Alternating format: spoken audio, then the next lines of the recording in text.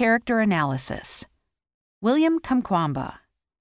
Although William Kamkwamba and his family suffered immense hardship throughout his early life, he never lost his sense of humor.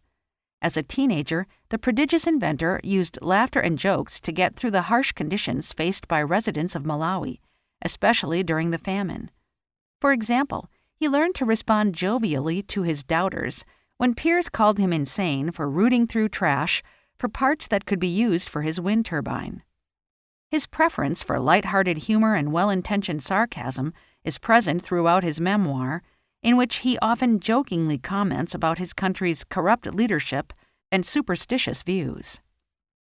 Yet, although Kamkwamba has a genial temperament, he didn't always demonstrate perfect patience and affability when faced with scorn or doubt.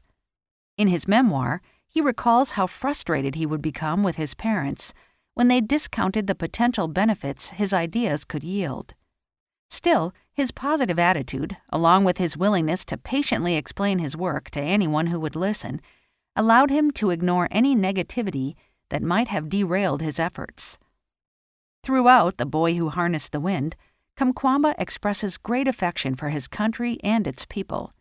He especially respects the farmers, including his father, who worked so hard to provide for their families.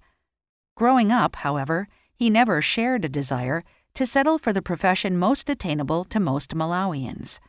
If given the right motivation and resources, Kamkwamba believes his fellow Malawians would be capable of much more than scraping together a meager agricultural living in villages isolated from the wider world. He especially shows interest in societies that have managed to use impressive inventions and architecture without advanced technology, and points to those examples throughout the book as an example of what determination and ingenuity can do when not hindered by complacency or doubt. Trywell Kamkwamba.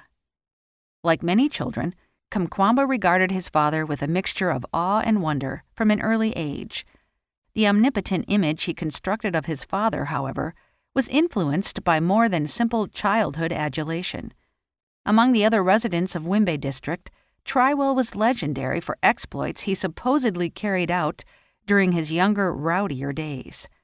Kamkwamba grew up hearing adults praise his father's strength. Some claimed he once bested a dozen men in combat.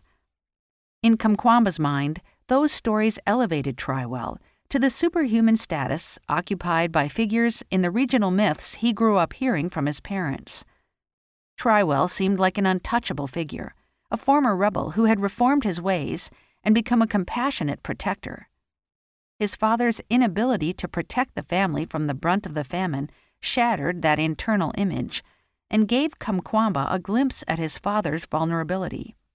Kamkwamba would later recall how earnestly Trywell attempted to bolster his family's spirits despite the dire circumstances, as well as the guilt he felt for being unable to provide for all of his family's needs.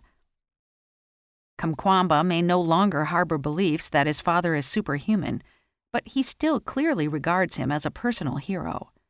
Trywell's continuous support of Kamkwamba's educational aspirations, along with his willingness to let his son experiment with unfamiliar technology, bolstered Kamkwamba's determination and confidence while he wrestled with his first inventions. Trywell's influence on Kamkwamba is also manifest in Kamkwamba's determination to share his story.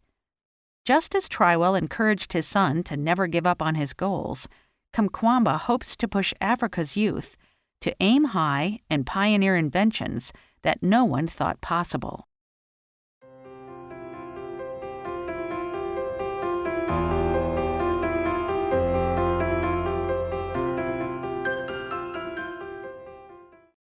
Relationships. Kamkwamba and Gilbert Moffat. When Kamkwamba created a custom light switch panel for his home, he based his design off technology he had seen at Gilbert's house. Gilbert grew up wealthier than most in the Wimbe district because his father was chief. The economic divide between the two friends, however, did not negatively affect their ability to have a close relationship.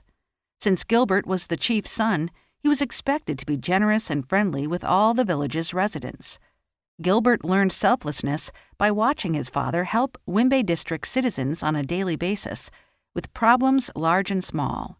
For Gilbert, wealth came with a social obligation to protect and care for others.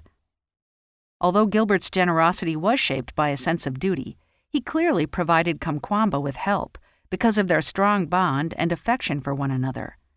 While Kamkwamba was building his windmill, Gilbert became one of his biggest supporters, forking over money whenever Kamkwamba needed a crucial component. Understandably grateful for his friend's contributions, Kamkwamba was sure to return Gilbert's support in kind when their fortunes were reversed. He couldn't afford schooling after his father died, so Kamkwamba paid for his education. He also helped Gilbert open his own video and music studio. For Kamkwamba and Gilbert, the ability to help and support each other was always more important than personal gain. The value of their mutual support was worth more than either could ever gain by withholding assistance, even if giving up a resource meant temporarily doing without. Kamkwamba and Kamba. In Malawi, dogs may be domesticated, but they are not pets. So when Kamkwamba developed a close bond with Kamba, his uncle's dog, his affection for the animal was generally mocked by his peers. Although Kamkwamba later developed the ability to ignore taunts lobbed at him for seemingly odd behavior, he was understandably vulnerable to peer pressure when Kamba first started following him around. Then a preteen, he was still especially sensitive to bullying from his classmates and worried about proving himself as a young adult. Bonding with Kamba was at odds with the mature image Kamkwamba wanted to project, since only children were supposed to hold such clear affection for animals. To prove that Kamba wasn't a pet, Kamkwamba would even throw rocks at the dog or yell at him to drive him away. Those abusive behaviors didn't seem to convince anyone that Kamkwamba didn't care about Kamba. Even Kamba seemed to know that Kamkwamba's aggressive behavior was just for show. During the famine, Kamba and Kamkwamba's relationship was, at first, a source of strength that helped Kamkwamba endure. However, like all creatures, Kamba wasn't immune to the effects of starvation. One of the most difficult parts of Kamkwamba's relationship with Kamba involved the latter's death. His canine friend was already at death's door when Kamkwamba and his cousin Charity tied Kamba to a tree and abandoned him.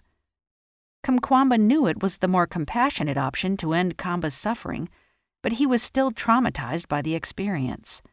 After burying Kamba, Kamkwamba blamed himself for the dog's premature death. His portrayal of Kamba's death indicates that he still feels remorse over his faithful companion, even though there was nothing that could have been done to save Kamba's life.